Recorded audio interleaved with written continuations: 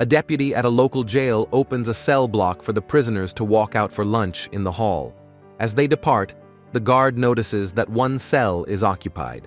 He then steps to the unit of a guy called Jake Fratellis and finds that he has taken his life. The guard looks startled by this, but as he scans the note Jake left, he suspects that the convict is not gone. Before he can react, Jake strikes him out and flees with his sibling, Francis, and his mother, Mama Fratelli, who are already waiting for him nearby. The Fratellis are still hunted down by the law. A kid named Chunk marks this as they shot past the front of his home, and he looks very thrilled. After a bit, Mama Fratelli steers the car off the path and evades the cops. Elsewhere, a boy named Mikey looks weary in his house while his brother, Brand, is pumping iron in his room. Mikey says he doesn't really care about the area, and he can't even wait to quit the house tonight. Brand asks if he truly thinks what he said, but Mikey says he's just trying to fool himself. It appears that all the people in their suburb, called Goondocks, are about to lose their homes due to a buyout, and they have just a day left before they're forced away. After Mikey and Brand walk to the living room, one of Mikey's pals, Mouth, comes over to greet them. He then observes that Mikey is looking blue, and he says he can't believe they're not spending their last moments in Goondocks in the best way possible. Shortly after, Chunk also reaches the house to see Mikey, but Mouth doesn't want him to step inside until he performs a goofy dance. Mikey eventually brings him into the house, and Chunk explains the police chase he saw earlier. His friends don't believe him because he has a record of lying about his adventures. After a while, a boy named Data also enters the house to join Mikey and the others. Data is one of Mikey's friends who enjoys building various gadgets for different reasons. As the friends start chatting about having to quit Goondocks, Data asks if any of them has heard of Detroit before. Mouth says he has, and that it's the place with the nation's highest murder rate. Shortly after, their mom, Mrs. Walsh, comes in with a lady named Rosalita. She then explains that Rosalita is there to help them pack their stuff until her broken arm feels better. As she adds that she'll need a translator because Rosalita only speaks Spanish, Mouth says he can do that because he understands the dialect. As she lists through all the chores, Mouth translates the wrong things and ends up spooking Rosalita about the house. Rosalita and Mrs. Walsh eventually depart the house to grab some things at the market, and Mouth asks Mikey about his dad's gear, which are in the attic. As they bolt to the attic, Mikey eventually follows them. After seeing the old antiques inside there, Mouth says he can't believe Mikey has many neat things in his house. Mikey keeps trying to get his friends not to touch the things in the attic, but they don't listen to him.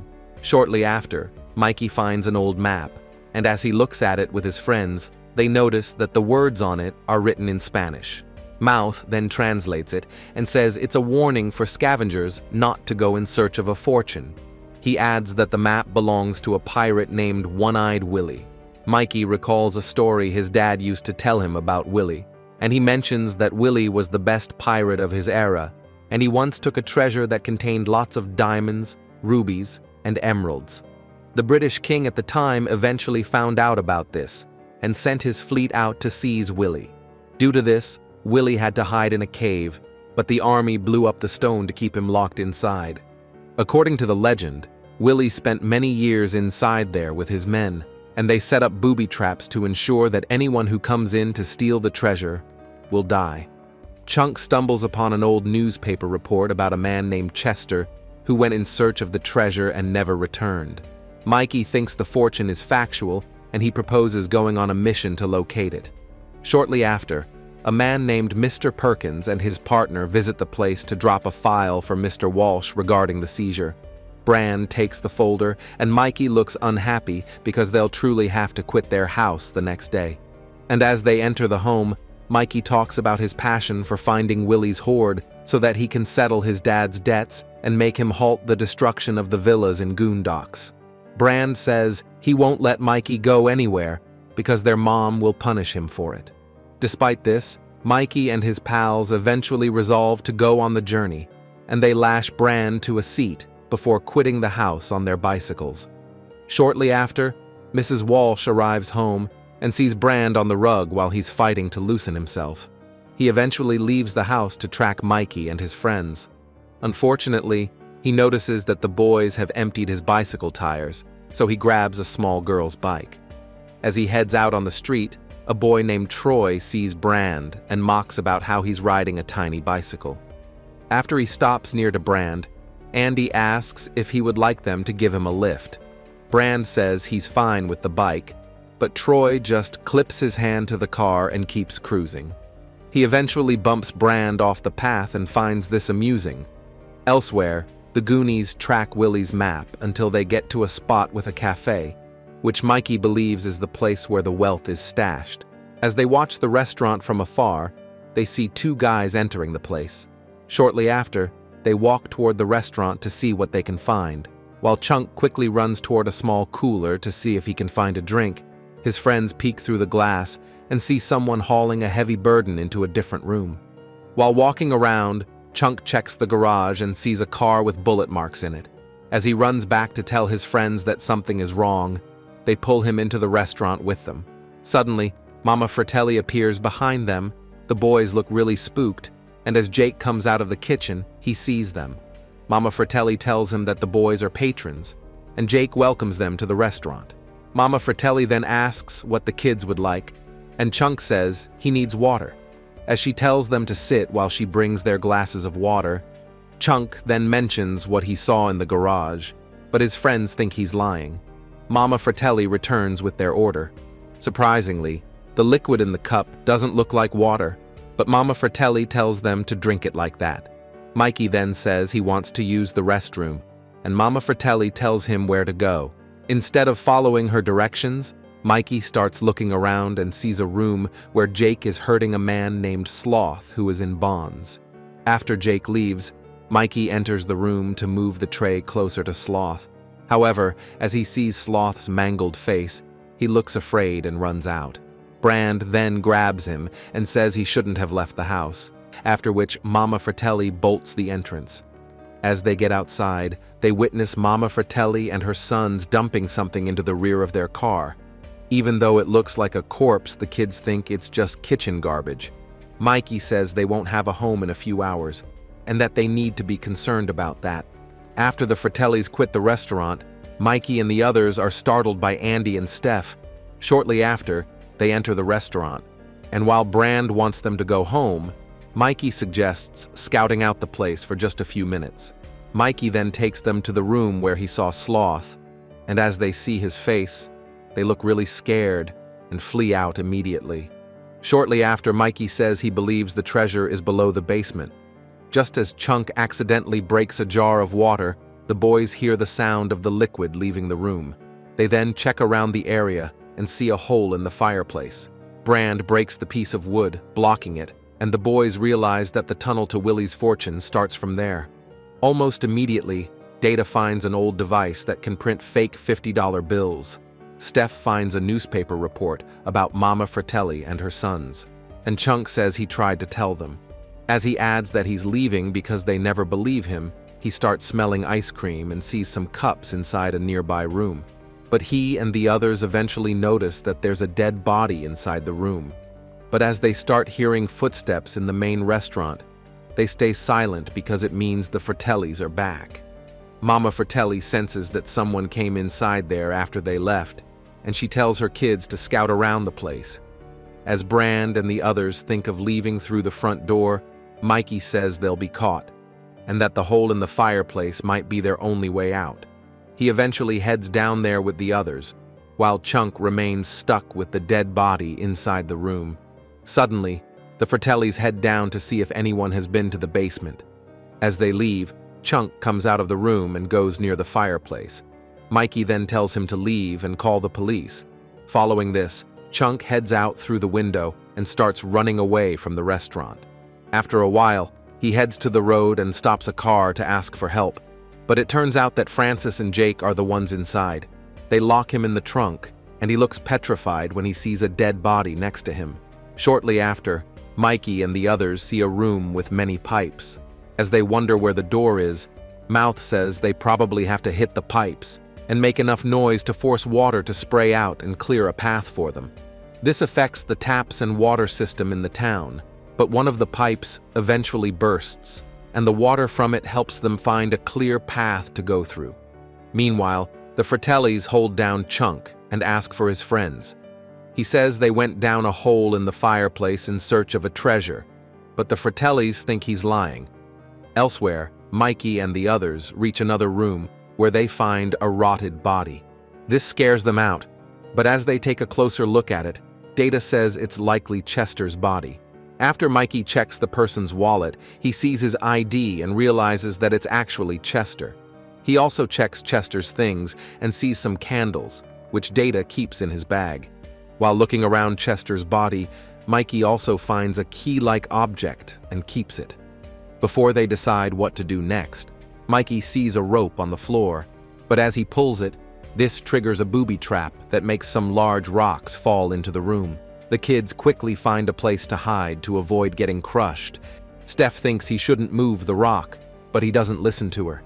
As he shifts the stones, several bats fly out of the gap, and the kids are left petrified by this. While the Fratellis are about to harm Chunk, the bats surge out to the basement, and this gets them startled. After a while, Mikey and the others spot a beautiful fountain with coins all over the floor. They eventually realize that it's a wishing well, and that's why there are cents inside. Coincidentally, Troy is standing at the top of the shaft with his friends. He checks the well and asks if anyone is below. Andy says she's there, and she tells Troy to lower the bucket at the top, so that she and the others will be able to quit the well. Mikey says they really have a good chance of saving their town if they stay back to find Willy's wealth. His speech moves the others, and they decide against leaving through the well. Elsewhere, the Fratellis decide to keep Chunk alive because he might be telling the truth. They then take him to Sloth's room, after which they head down the hole in the fireplace. Chunk looks scared of Sloth, but as he notices that he's hungry, he tosses him a chocolate bar which falls on the planks. Sloth is unable to reach it, so he snaps his chains and picks up the chocolate bar. He then stands up and gives Chunk a part of it. Shortly after, Sloth frees Chunk, and he heads out to call the sheriff to report the Fratellis. As Sloth then goes down the hole in the fireplace, Chunk tries to stop him, but he doesn't listen. Since he can't just leave him alone, Chunk follows Sloth into the tunnel. Meanwhile, the Fratellis have also gotten to where Chester's body is. They realize that the kids have taken everything he had on him, and they continue looking for them. Elsewhere, Mikey finds a strange lock that requires using the key-like object he found earlier. After he inserts it into a hole and turns it, this triggers another booby trap that makes Data fall into a hole. Luckily, Data uses one of his gadgets to avoid falling to his death. The others are relieved to see this, and Data tells them that there's another room down there. Shortly after, Brand sees the Fratellis nearby, and he quickly alerts the others to run. After crossing a small log of wood to get past a pool of water, Data puts oil on it, so that the Fratellis won't be able to get to them. Luckily, this works out well, and Jake and Francis nearly fall into the pond after stepping on the oil. After this, Mikey and the others enter a room with a bony structure that looks like a piano. As Mouth reads an instruction on the map, he realizes that they need to play the right notes on the bones, or they'll die. Since Andy is the only one who has taken piano lessons before, but Mouth shows her the notes at the back of the map and tells her to try.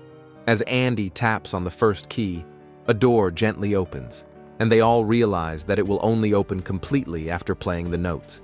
Unfortunately, Andy makes a mistake by pressing a wrong key, and a part of the ground they're standing on breaks off. This scares them, and they tell Andy not to make any more mistakes. Despite this, Andy makes another mistake, and the ground keeps breaking off. They're left standing on the last available space, and as Andy strikes the right keys, the door fully opens, and they all walk through it. They eventually fall into an underground water slide that leads them into a river, where they see Willy's ship. The kids are happy about this, and they immediately climb up to see what's inside. As Andy accidentally pulls a rope inside the ship, it unlocks a top compartment where the Goonies see Willy's skeleton sitting in front of a table filled with all kinds of precious stones and gold. Mikey looks happy to have found what they came for, and even though Willy is already dead, he introduces himself and his friends to the One-Eyed Pirate. He then tells his friends to pack all the things they can, while they leave the ones on a scale for Willy. Shortly after, the Fratellis board the vessel, and Data attempts to use one of his devices to strike them, but it fails. Mama Fratelli then orders them to surrender every item they took from the craft. Following this, Mama Fratelli decides to force them off the ship. Andy is shoved off first, and Brand leaps down to rescue her from the water. Before Mouth and Steph are pushed over, Sloth appears with Chunk, and they rescue the remaining Goonies. They then drop into the river, while Sloth overpowers Jake and Francis before binding them. Mama Fratelli begs him not to toss her off the deck, but he blames her for scarring his face. Before she can justify herself, Sloth hurls her into the stream. As the kids prepare to find an exit, elsewhere, the Fratellis return to Willy's cabin to seize the gold inside. As Francis touches the treasure on the scale, it triggers a booby trap, and he tells Jake and his mom that they have to flee. After the dynamite detonates, the cave starts caving in, and a rock now blocks the escape. As the kids wonder how they'll move it, Sloth decides to help them hoist it up so that they can reach the outside. After Chunk gets through, Sloth is unable to hold the rock any longer, and he drops it just as his mom and brothers swim toward him while the cavern collapses. Shortly after, Mikey and the others reach a beach, where they're spotted by some police officers. A while later, they're reunited with their families, and they look joyful to have survived. Sloth and his family eventually emerge from the water, and the cops pursue them. The Goonies stop them from arresting Sloth, but his mom and brothers are led away. Chunk then invites Sloth to come and stay with him, and he agrees. Just then, Mr. Perkins reaches the scene and tells Mr. Walsh to sign the buyout papers. Rosalita sees something in Mikey's jacket and tells him to wait. The Goonies stop Mr. Walsh from signing the foreclosure files, and Rosalita shows them the gems she found in Mikey's coat. The sheriff sees Willy's ship drifting out to sea. Everyone looks amazed by this, and Mikey blows it a kiss and says goodbye to Willy. The story comes to an end. That's all for this video. I hope you liked it. If you did, give it a thumbs up, subscribe, and turn on notifications so you can be notified when we upload a new video. Thanks for watching.